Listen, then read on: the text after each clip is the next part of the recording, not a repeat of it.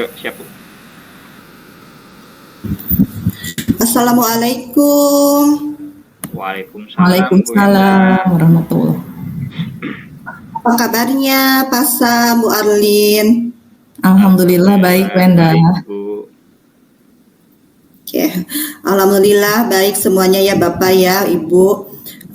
Pada kesempatan ini kita sudah masuk ke siklus 3 ya untuk demonstrasi kontekstual modul 2.3. Pada kesempatan ini saya bertindak selaku supervisor atau pengamat, untuk coachnya Pak Samsul Anwar, dan untuk coachingnya Bu Arlin Nurmaliani. Baik, Pak Sam dan Bu Arlin, sekarang Pak Sam itu akan melakukan coaching dengan siapa Pak? Dengan Bu Arlin Bu. Oh, dengan Bu Arlin. Untuk itu kita langsung ke obrolan ya Pak Sam ya. Mangga boleh.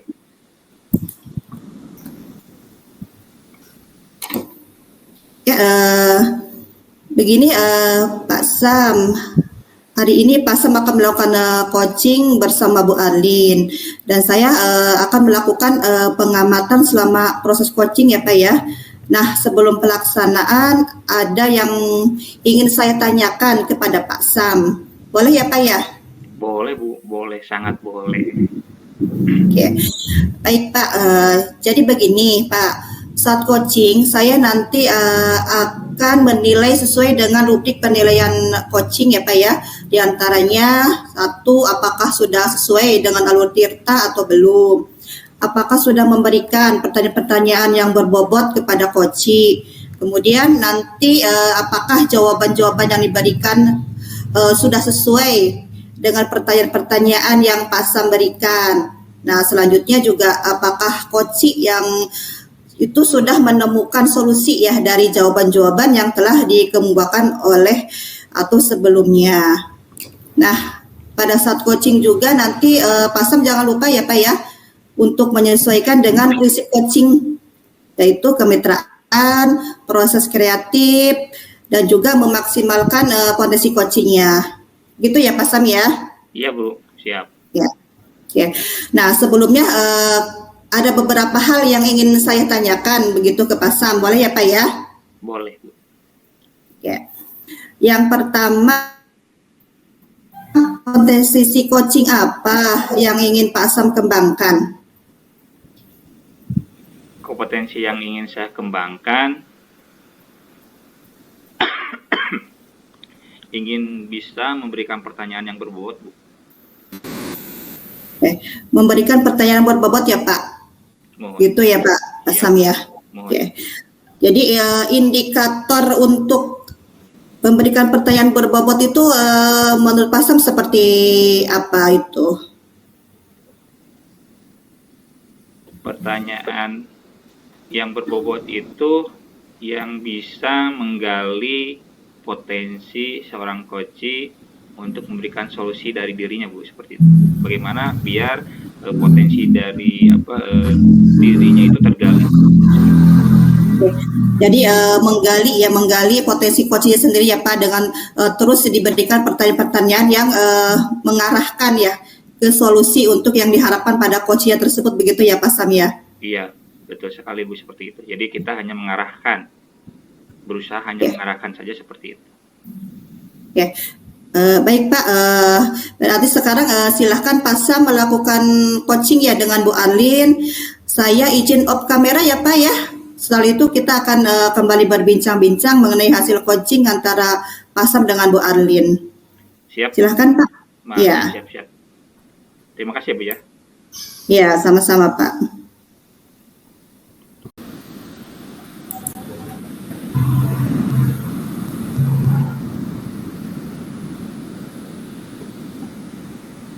Assalamualaikum Bu Arlin. Waalaikumsalam Pak Sam. Gimana kabarnya hari ini Bu Arlin? Alhamdulillah baik Pak Sam. Namun ada unek-unek. Oh, unek-unek ya. Alhamdulillah ya. Kita masih diberi kesempatan untuk bisa bertatap muka walaupun secara daring ya, seperti ini, tidak bertatap langsung. Iya, Mudah-mudahan tidak mengurangi maknanya lah seperti itu. Bagaimana Bu, kemarin Ibu menghubungi saya, katanya ada yang mau diceritakan. Betul begitu Bu? Tentang apa ya kira-kira? iya Pak, betul sekali ada satu hal yang mengganjal yang ingin saya ceritakan begitu. Namun sebelumnya terima kasih Bapak sudah meluangkan waktu untuk mendengarkan cerita saya Pak Syam. Iya Bu, silakan mangga Bu. Iya, begini Pak. Jadi hal yang mengganjal saya, yang mengganggu terhadap aktivitas pembelajaran saya sebagai guru pendidikan agama Islam, di mana dalam materi PAI itu kan ada materi Al-Qur'annya ya Pak ya. Nah, yang membuat saya ingin mengeluarkan unek-uneknya, jadi setiap tahunnya itu ketika saya mendapatkan peserta didik baru atau siswa baru, itu tiap tahunnya ada saja yang belum bisa baca Al-Qur'an. Bahkan belum mengenal huruf hijaiyah, sampai belum mengenal huruf hijaiyah. Itu yang membuat saya ingin bercerita begitu, Pak. Oh, begitu ya Bu ya kondisinya. Tiap tahun Iya, itu suka ada terus ya seperti itu. ada. Jadi tiap tahun itu ada terus. Dalam hal ini, kira-kira Bu Arlin mau seperti apa Tah?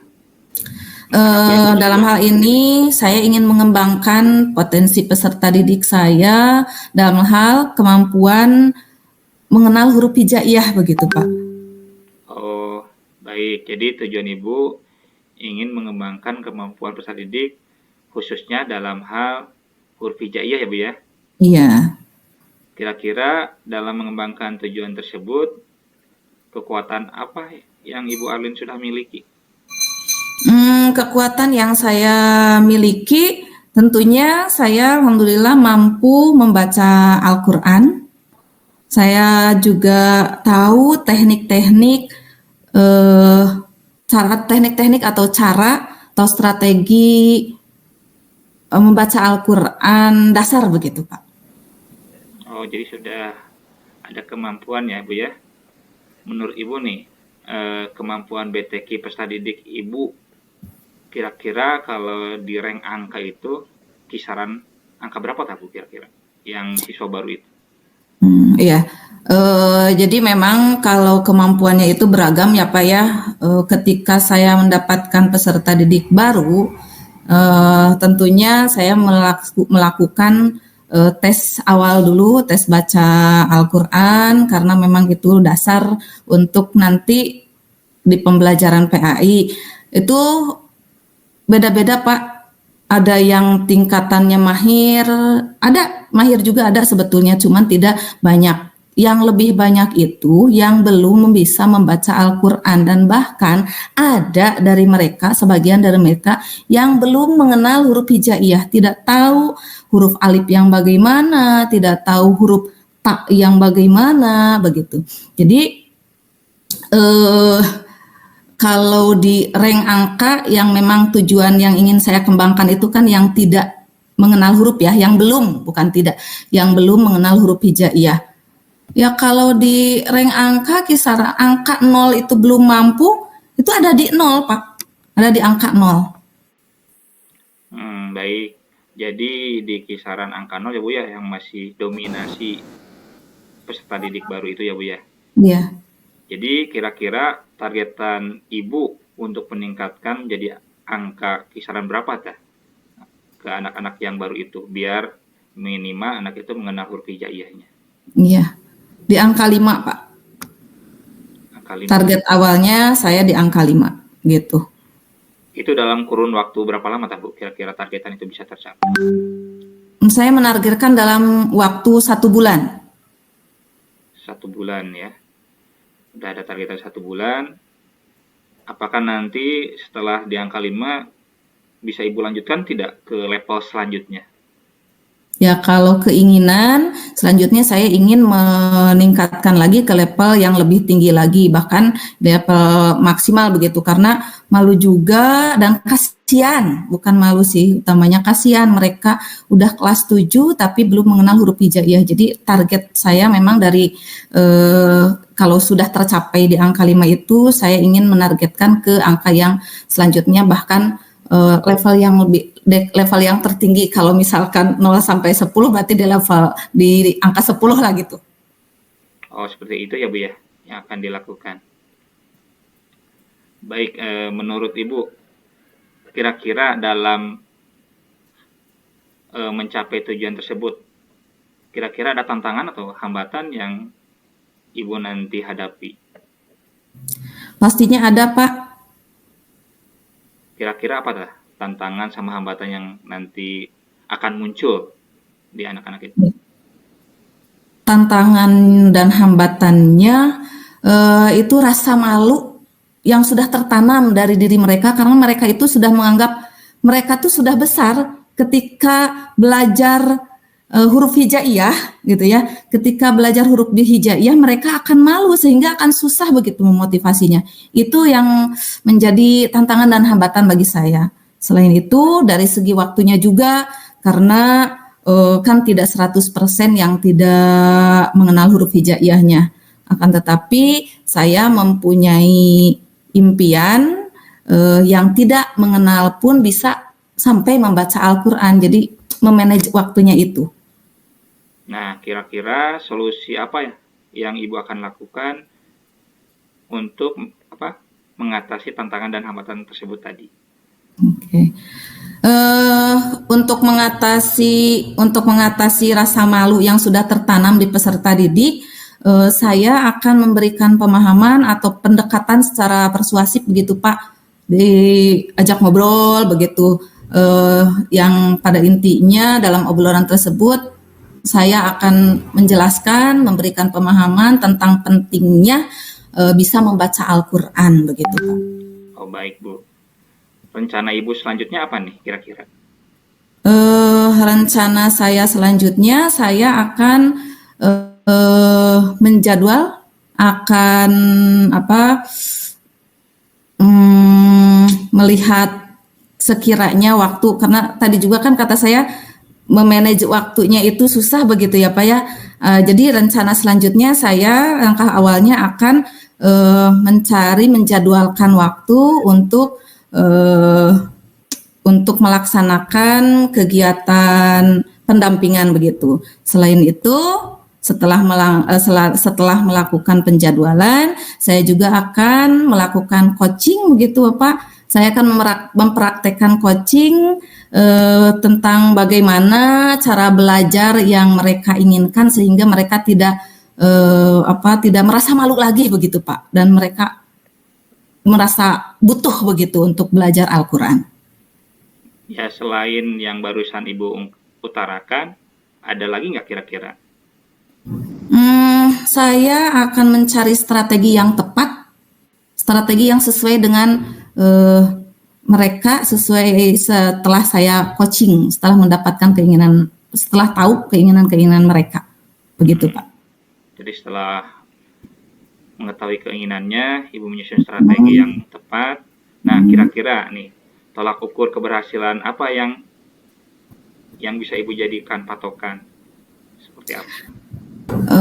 Tolak ukur keberhasilannya, yang pertama itu peserta didik saya dalam bimbingan, setelah bimbingannya yaitu mengenal huruf hijaiyah, karena memang kan tadi awalnya blank, tidak tahu huruf hijaiyah mana yang namanya huruf alif gitu ya, mana yang namanya huruf ba gitu. Jadi tolak ukurnya mereka mengenal semua huruf-huruf hijaiyah. Nah, kira-kira sebagai komitmen yang Ibu bisa lakukan terhadap rencana Ibu, kira-kira apa?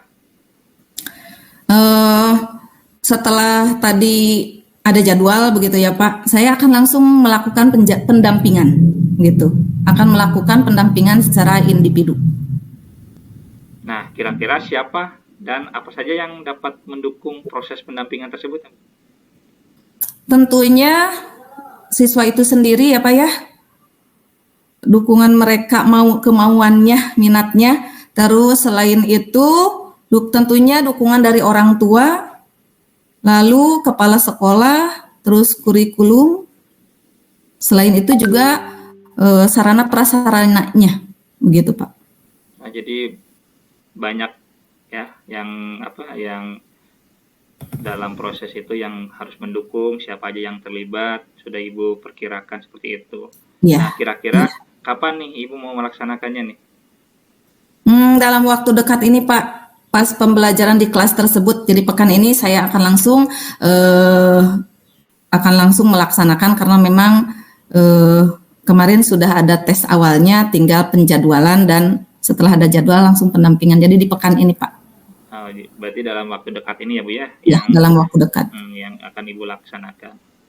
Nah, gak terasa nih Bu Alin nih, kita sudah di akhir obrolan kita nih. Apa yang bisa kira-kira Ibu dapatkan nih dari obrolan singkat kita ini?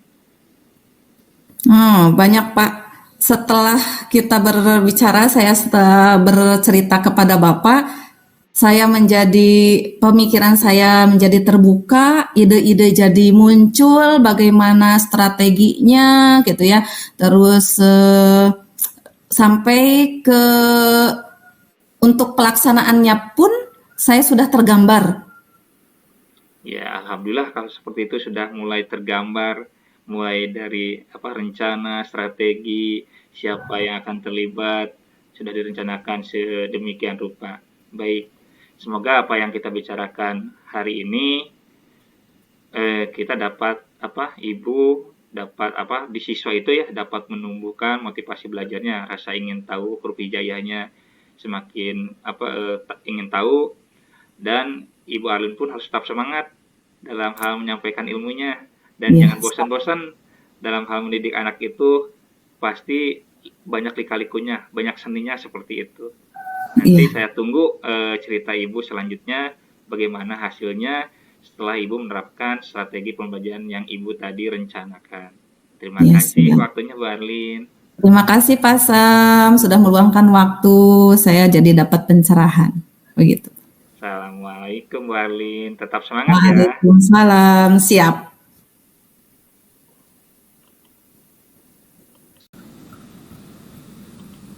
Yuk, mangga. Baik, untuk praktik coaching Pak Sam dengan Bu Arlin sudah selesai ya. Kita berikan jempolnya yang banyak deh untuk mereka berdua. Oke.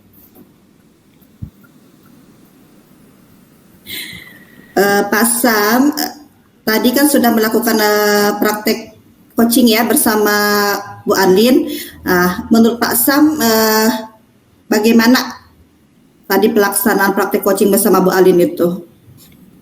Ya, dalam pelaksanaan coaching tadi yang barusan dilakukan, kalau dilihat dari alur tirta, dari percakapan, mulai dari tujuan, identifikasi masalahnya, rencana aksi, dan tanggung jawab, sudah muncul semua seperti itu. Oke. Alasan Pak Sam menilai seperti itu dari segi yang mana itu Pak Sam?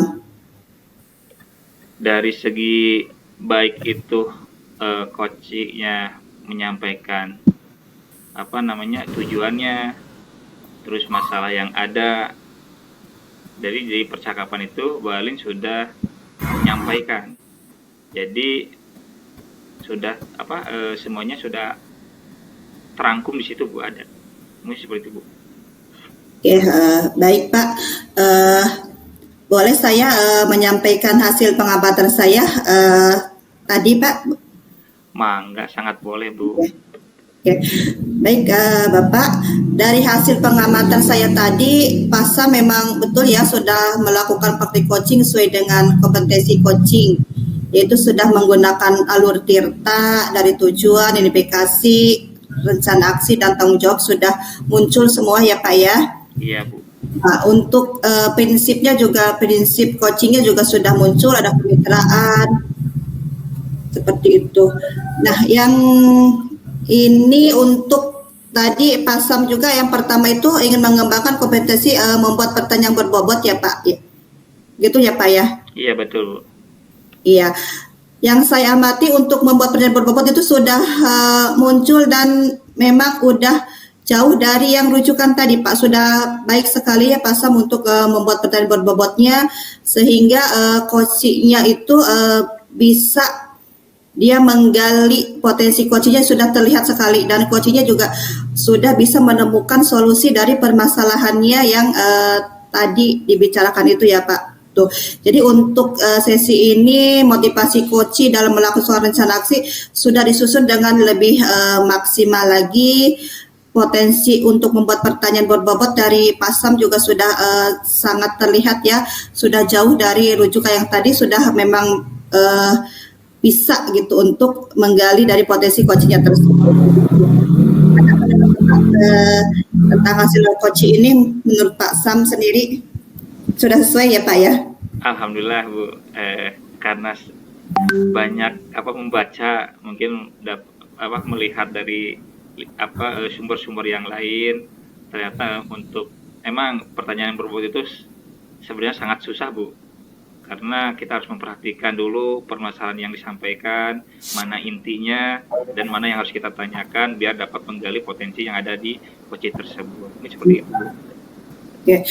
Selanjutnya untuk rencana tindak lanjut Pak Sam sendiri untuk mengembangkan kompetensi coaching ini seperti apa itu Pak? Yang saya akan kembangkan, saya akan coba terus berlatih, baik dimulai di keluarga Bu, akan coba dengan istri ya, dengan teman hidup, biasanya akan lebih terbuka, akan coba dulu di situ, nanti perlahan kita coba ke anak, ke siswa didik, dan bahkan ya yang saya harapkan itu pengen sampai ke rekan kerja atau rekan sejawat seperti itu. Jadi Pak Sam akan terus berlatih ya, akan berlatih dan coba menerapkan pada kehidupan seharian Pak Sam gitu ya, mulai dari keluarga, rekan sejawat gitu ya Pak, dan juga murid Bapak sendiri begitu ya Pak Sam ya. Iya seperti itu Bu Enda, mudah-mudahan terus konsisten dan bisa bisa terus belajar lah seperti itu. Kan belajar itu sepanjang hayat, tidak tidak mentok di suatu permasalahan seperti itu. Oke, bagus sekali ya Pak Sam. Tapi kira-kira nih, kapan nih Pak Sam akan merealisasikan ya rencana ini pelatihannya Pak Sam sendiri? Ya, akan saya realisasikan secepatnya Bu. Ya mungkin bisa dimulai dari teman dekat dulu Bu, yaitu istri saya mungkin nanti ataupun nanti sore ataupun malam nanti seperti itu, akan coba seperti itu. Oke, begitu Pak. Terus kira-kira siapa nih yang bisa mengingatkan Pak Sam untuk selalu bisa menerapkan dan melatih praktik coaching ini? Ya mungkin di sini ya saya akan berusaha mencoba meminta bantuan rekan ya ataupun teman CGP di sini ya bisa membantu saya untuk mengingatkan ya, bisa juga saya minta bantuan Bu Enda sekalian untuk mengingatkan saya. Biasanya ketika diingatkan suka bisa dilakukan itu kalau ada orang yang mengingatkan seperti itu, biar terus bisa konsisten Bu lah, gitu aja. Okay. Kalau tidak keberatan nih saya minta langsung Ibu aja yang mengingatkan seperti itu. Oke, baik Bapak. Untuk hasil pengamatan ini nanti akan saya catat ya Pak ke Supervisi Akademik ya Pak Sam. Iya Bu, terima kasih Bu atas masukan dan pengamatan coaching hari ini Bu. Iya, nanti untuk form supervisinya akan saya share ke Pak Sam ya untuk hasil pengamatan coaching Pak Sam bersama Bu Arlin ya Pak. Siap, terima kasih banyak Bu. Oke, sebagai penutup mungkin dari saya bahwa Pak Sam itu selaku coach dan Ibu Arlin sebagai coachingnya itu pada praktik coaching hari ini dan memberikan pembelajarannya pada kita semua ya, bahwa menjadi coach itu memang harus memperhatikan kompetensi-kompetensi sehingga tercipta solusi dari permasalahan yang dihadapi coach tersendiri. Jadi intinya kita harus fokus pada coachingnya, bukan pada permasalahan coachingnya tersebut gitu ya Bapak ya. Iya Bu, betul. Iya. Betul sekali Bu. Ya, jadi kita tidak usah menjadi pintar segala sesuatu, yang pasti kita harus melatih terus keterampilan kita untuk membuat pertanyaan-pertanyaan yang berbobot itu Pak. Jadi kita tidak usah menjadi ahli dari berbagai hal, tapi kita hanya punya keahlian untuk membuat pertanyaan-pertanyaan yang membobot sehingga bisa menggali potensi dari coaching tersebut begitu ya. Itu ya Bapak Asam ya. Betul. Ya. Ya, akhir kata mungkin dari ujung pertemuan kita ini ya sudah berakhir. Kita sudah mendapatkan banyak sekali manfaat di hari ini. Akhir kata, billahi taufiq wal hidayah. Wassalamualaikum warahmatullahi wabarakatuh. Waalaikumsalam warahmatullahi wabarakatuh.